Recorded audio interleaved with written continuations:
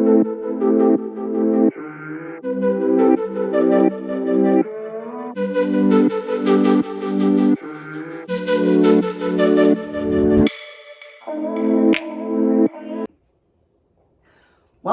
to this week's episode of Success in Women.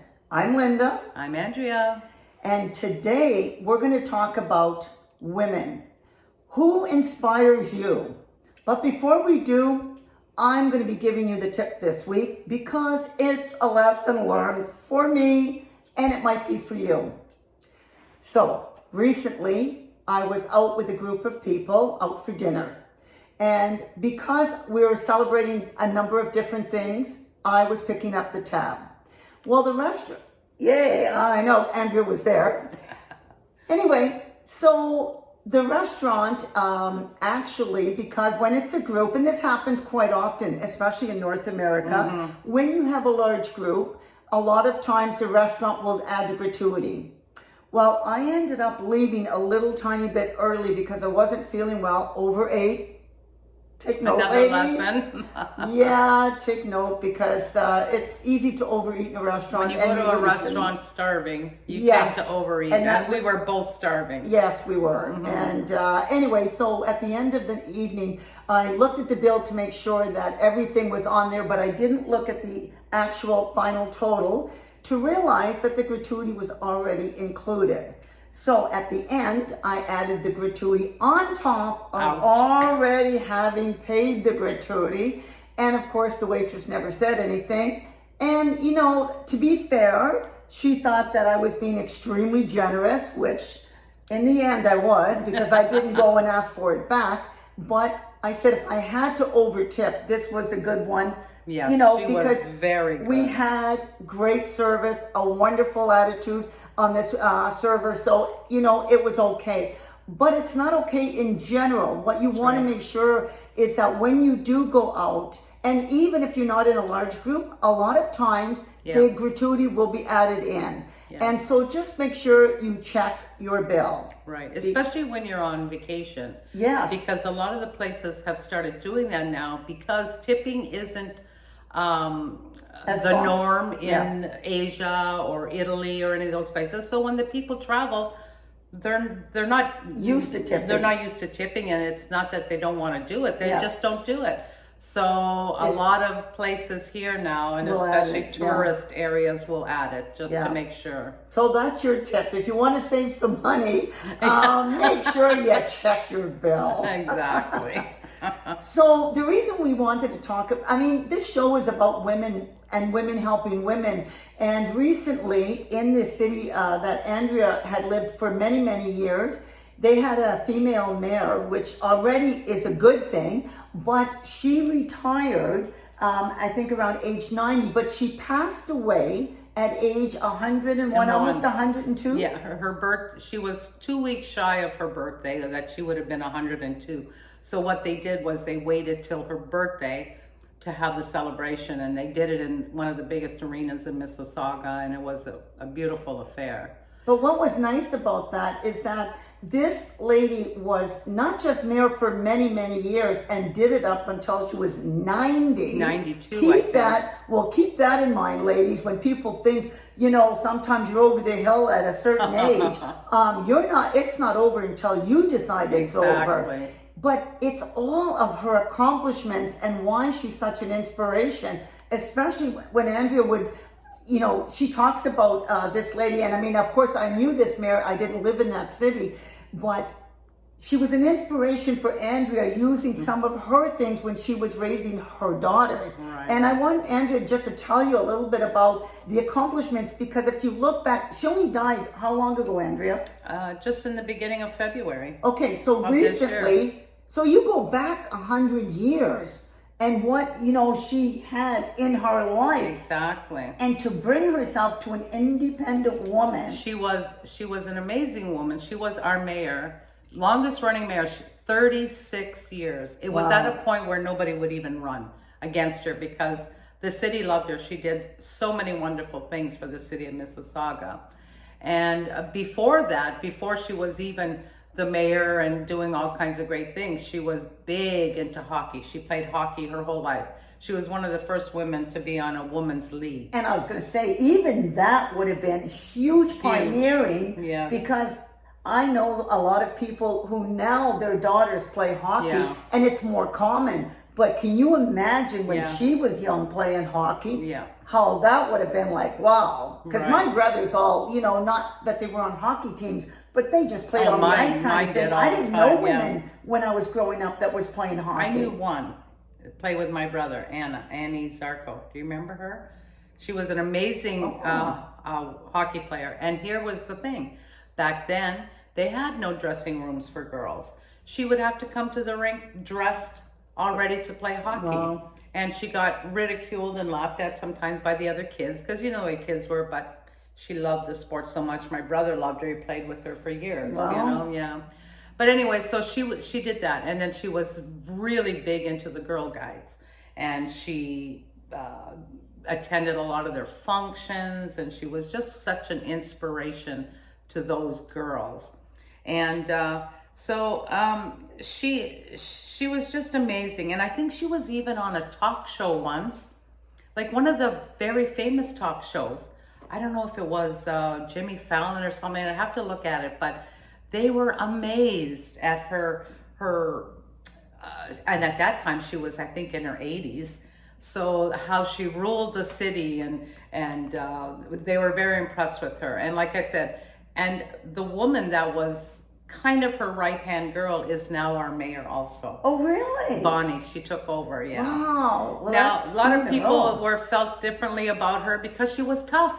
She was tough on the builders. She was tough on businesses. But what a and they great had city to- though yes, Mississauga is. it So turned out, under yeah. her rule, she did a great Yeah. job. And when because we even I know had that. when we had the big derailment Yeah. in Mississauga, Oh, that's right. she was the mayor at the time, and she got everybody evacuated. She handled that with such speed, and nobody got hurt, and it was all taken care of. My sister Nancy actually lived in Mississauga Well, back I'm going to then. tell you a story. Yeah. So Nancy was living there, and I was just moved into we bought a new house we were renovating. Nancy was at my house that night, Oh. and I had to drive her home. So she lived very close to where the derailment was. I dropped her off, and as I was coming back, I was at the lights at Dundas and Mavis, and all of a sudden there was a humongous explosion. I saw things flying in the air, fire everywhere. I started Wow. screaming in my car Wow. because I didn't know what was going on. And I hadn't lived there that long either. So in my mind, I thought it was the post office. So I was imagining people, but thank the Lord it wasn't. It was the train derailment. So I ran home or drove home, and I said to my husband, "Oh my God, I don't know what's going on. The city's on fire." He's going, "What?" We turned on the news, and sure enough, by the next day, we were all being evacuated. We had to go to our cousins in Hamilton, but she really handled it well. She was a woman to look up to, and a lot of women in Mississauga and GTA, the Toronto area, had great respect for her. Well, you know what's interesting? Under that kind of, I'll say, pressure and stress, that she didn't panic. No, She just never knew what to do? That woman was incredible. She was totally incredible. Like she didn't get stressed. She just knew what to do and did it. And it's interesting because I find that a lot of women that are inspirational, they really are truly strong women. Well, there's a thing, if you look it up, the meaning of a role model is you should always look for someone who is calm, positive, and I have a few other little things here that say they should be confident in themselves, always striving for bigger and better, and they should always support equal rights for women. And she was definitely a role model. Wow. Mm-hmm. I mean, and it would be interesting in the comments if you ever want to comment, who would be a woman that, inspires you? I mean, there's been a number of women that, even ones that I haven't met personally, like I've always wanted to meet Oprah. I always found that she was inspiring because way back when, Right. when she was getting her career off the ground, I mean, she went through a lot of rejection, and as a black woman in particular. And then for her to rise to the top, like with all the obstacles that she had in her way, and I mean, Even from starting her from upbringing, childhood. exactly, Yes. that's what I was Yes. going to say. Yeah. Even from where she started, She didn't let it stop her. nothing stopped her. And so, you know, when I look at and I see Oprah, it's like she's so inspiring, because we can always make excuses of, you know, why we're not, you know, better at whatever or anything, but we're always making excuses, instead of just doing. Looking at women that have done it and saying maybe they face can. the same obstacles that you're facing, and try to figure out how they were able to get over it. Right. And you know what? I think that even if you wrote a letter, I've heard that she's, you know, answered letters and heard people speak, and she's had people on her show, and write her a note and say, listen, you know, I'm going through this and that. What's your advice? I mean, what could it hurt? True enough. I'm going to say, because I have an experience with one of the women that I adored and looked up to my whole life was Mother Teresa. And I felt that here was a woman who by herself got off a train in India and administered to the sick and the poorest of the poor her entire life. Took nothing except whatever she had, she gave to the people. Her dwelling, where she lived was humble. She did whatever she could. And she didn't fear, you know, getting sick. These people had leprosy in the street, and she never feared it. She carried them, she loved them. She wanted them to die with dignity. In the street, she'd hold them, and you know what? She survived without any medical or disease from that. And one time I was in Mexico somewhere, and my husband wanted to go look around and see the construction, right? So that means you have to go behind the hotels. And I saw some very heartbreaking things, you know, people and babies so poor. You know, little baby had a rag tied around its tummy, like as a diaper, yeah. You know, with a string, and you know, we gave a little bit of money here. Anyways, it upset me so much. I came home and I wrote a letter. I had a book that she had written, and there was an address on the back. Oh. I wrote her a letter, and I told her what I saw, that I couldn't sleep in my bed. I didn't feel like I could eat because they were suffering so much. Why should I be able to have these things? And I got a response. Not from Mother Teresa herself, but from her whoever takes care of her letters and whatever. And it just said to me that I cannot change other people's lifestyles or other countries and whatever. But to make the change, make it in my circle. Make sure the people in my circle are fed, that they're loved, that they're cared for. And that will spread out. And it was like paying it forward, you know, type of thing. Yeah, that's that whole idea of paying it forward. It comforted me so much, made me feel better, and that's what I've done, like forever and ever, you know. And so that was a woman that really, really inspired me to the point where I wrote the letter, because I felt that she was the only one that could answer my question. Wow, I mean, it was good to get the response though, because we need that comfort as well, because we are. And that's why even, you know, there's always going to be people richer than you and people poorer than you. Exactly. So no matter where you are in life, but it can affect you emotionally if you let it. And I like what they said. It's one of those things as well, Andrea, for years and years, if I took a cruise or if I just went to Jamaica, in particular Jamaica, because they appreciate anything that they're given. And I would always pack an extra suitcase to bring clothes, summer clothes. Oh, great idea. Not necessarily because they didn't fit, but because I knew that I could buy more and I could help somebody with things that are still in really good shape that I wasn't appreciating having anymore. Yeah, exactly. And this particular cruise that I went on recently, I got to Jamaica and I was like, Oh my God, because I haven't been for a while. I told my sister, I said, I literally forgot to pack a suitcase to bring to Jamaica. But I've always wanted to pay it forward because it makes me feel good that I can help somebody else. And they appreciate it. And they appreciate it. And it inspires them. You never know when you're giving someone inspiration.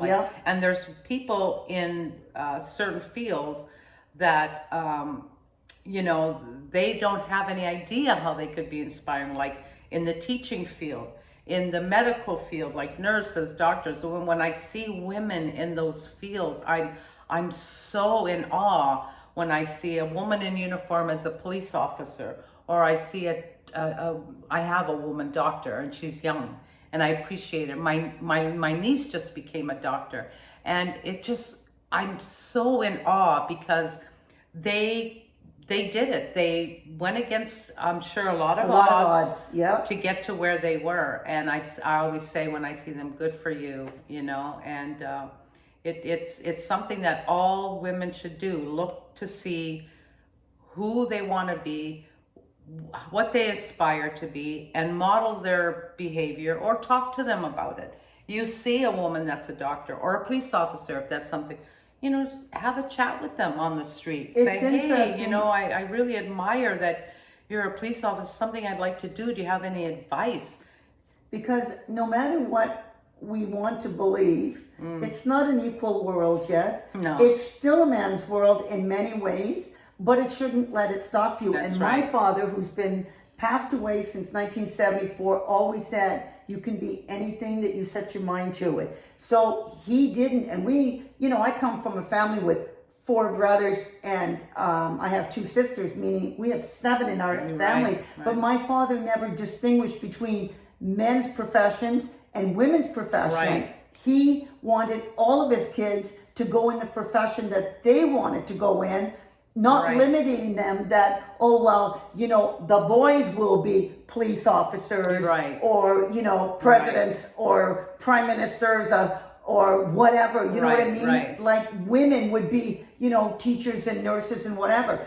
You can do that if that's what you want. Of course. But if you want to become a doctor or a lawyer or a don't CEO let it get of a in company, your way. Don't let anything. When you think of the women in our long ago past that have paved the way, Susan B. Anthony, none of us women would be voting if it wasn't for her and a few of her women friends that paved the way, that went against the grain, that protested, that pushed and pushed. And I say to my daughters, every time the voting comes up, go vote. I said, because as fast as you got it, well, not as fast because it took a while, it can be taken away. And if we allow our voices to be unheard, then we're not going to be getting equal rights. We're not going to be... we'll never be visible. Our voices won't be heard. So I say, make sure you go out there and you vote. And okay, Mom, okay. But see, they don't think about that. They're not really getting it. They're not getting it because they don't know a time where they weren't as free as they are. That's right. I remember, you remember, in our local hotel, women couldn't go on half of the men's side. Yep. They weren't allowed. My aunt in Nova Scotia couldn't go out after a certain time. Wow. I remember that. So that's something. Well, I worked in the hotel and that was the only reason I could go on the men's side was to serve the men. But there was no women's side. It was mixed. So men could go where the women were. Mm-hmm. So women weren't protected in the sense of having their own space. No. But men could have their own space. Exactly. And that's all changed now. But changing. Only because women have become vocal. Even Andrew and I were talking earlier about the fact we had strong mothers because our mothers did what they wanted to do in the sense within the marriage, not letting their husbands control them. That's right. But it was more of a partnership. It was like if my mother had something to do, like go to a Tupperware party or have a Tupperware party. My father would gladly take us kids, 6 of us in the car, go to a movie, do something. Whereas a lot of our friends, their mothers didn't have that. They had to stay in the house. They weren't allowed to go out. I know one of my mother's girlfriends, lovely woman. And those are the women that get walked on, I find. Yeah. She was such a lovely woman, wonderful mother. And she would sneak when he was beyond afternoons. And she would come to my mother's house just to have a coffee and say, okay, I gotta go home because, you know, he's gonna be home soon and I gotta be there. And my mother would be like, what? You know, so I saw that independence. Even though my mother didn't drive. No, but that was her choice. That was her choice. Yes, but 'cause my my father mother took did. her everywhere. My mom drove, but she used to, when my dad was gone working, she'd just take the car because they all carpooled. So they all took turns. So when my dad was carpooling with somebody else, my mother would just take the car and go probably drive come around get town. my mom. Probably. And they go have fun, yeah. You know, because and they that's what did. I saw growing up. Yes. And it made me, that's what I wanted in my marriage. So when I met my husband to be, I made it very clear that I'm not your slave. I'm not your But you housekeeper. see, that's right. I'm your partner. Yeah. And he said, that's what I want. I want a partner. So And it's interesting, worked. Andrea, because when I mean, I'm not married now, but when I was married, you know, I was very clear to my husband as well that I'm an independent. Nobody tells me what to do. You can suggest, you can recommend, And we can have a talk about it. discussion, Yeah. but you can't tell me what to do. I'm a married woman, like when I married him, I'm a married woman, but I'm not when you use the word slave or whatever, it's not even that. It was like, you're not my father. Right. So, I don't belong to you. Right. Even my father gave me independence. And because he was so like that with my mom, you know, he let my mother make her own decisions on things that she wanted to do. And again, it was in the partnership of the marriage and in the partnership of raising kids. And back then too, men saw that husbands and fathers being strict or being, you have to be the protector, you have to be the man of the house. So, you know, that has gone away little by little by little, but it's hard to take that out of somebody's brain and try and think of an equal partnership, you know. And that was another quote that Susan B. Anthony had said. She said, women must not depend upon the protection of man, but must be taught to protect herself. And when you feel protected, or that you can protect yourself, you can feed yourself, house yourself, you're not so vulnerable to get into a relationship that's not healthy. That's right. That's not healthy. That's a good way to put it, because it's great to have a nice relationship. Right. You know, I don't know, how many years is it going to be now this year when you have your anniversary in August? I think 47. 47 years. But 47, not to say there's no challenges, but a good, strong, healthy marriage. It's what you want in your partner. Right. So if you're going to choose, you choose a wise person that will allow you to be an independent woman. Exactly. Because you are partners in whatever adventure that you're going to have in your life. And whether it's raising kids or having no children, whatever your decision is together, right, that you can each be an individual. Yes. And when you get strong women like that have been in history, and maybe there's women around you right now, like our mothers, you know, that inspired us to be independent women. Right. And I have so many things that I could say here, but you know, I have two women that come to mind. Was one that I had met during my work years, and her husband was transferred quite often. They always had to move, and I remember going to her house, and it would look so lived in, and I said, wow. I said, you know, you look like you're going to be here forever. She says, you know what, Andrea, we move so often that if I didn't, I'd never feel I had a home. She says, wherever we go, if it's for a month, a year, I make it our home. And later on, that came into play for me because my husband got into construction, buying, selling. I've moved about 20 times, so I know of what I speak. And I thought to myself, I'm going to do like she said. I'm going to make every house a home. And it's not that I took every piece of china out every time if I knew I was going to be, I'm building another house and I had to move. But I'd hang pictures, I'd put out family photos, favorite things that the kids like to see, their toys, obviously back then. And it never bothered me to move after that. I always felt comfortable. And then another person that I had met before I had children, and I always admired her, the way her relationship with her children, and she was a neighbor. And what she did on her children's special birthdays it was a day for them. So she would ask them what they would like to do, and she would spend the whole day with that one child, going to maybe McDonald's at the time, or later on bigger things like maybe a theater show or whatever, or going away. And off the top of my head, I remember when my daughter Stacy turned 21, she wanted to go to New York because she was into the dance and the theater. And that's what we did a month after 9/11, because it had already been booked. Wow. Yes. Wow. And we weren't going to go, but Eddie said, no, we're going.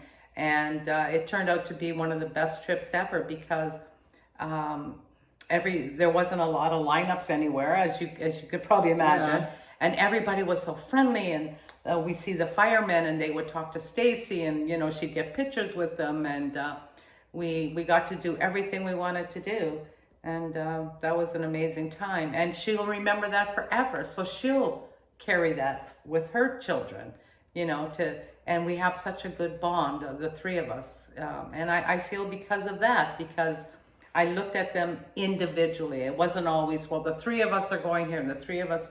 You don't always want your sisters tagging along. Exactly. And it's interesting because my niece, she has a step-grandmother.